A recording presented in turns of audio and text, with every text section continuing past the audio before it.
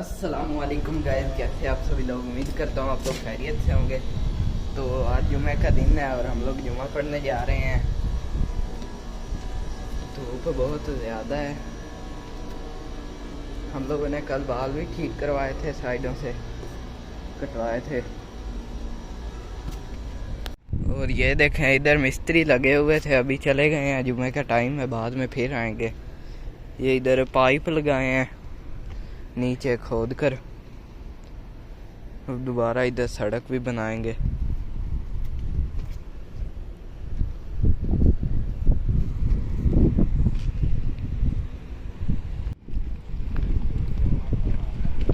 ये सामने मस्जिद है, अम्मी के हम लोग आ गए हैं।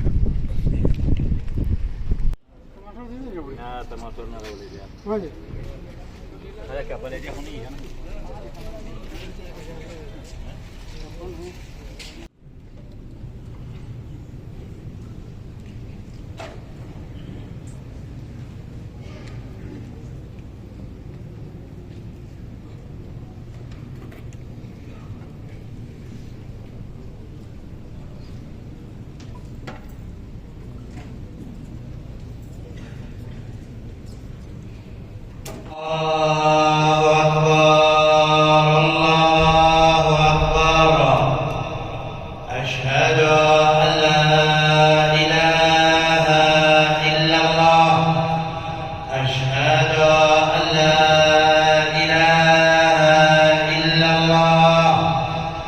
أشهد أن محمدا رسول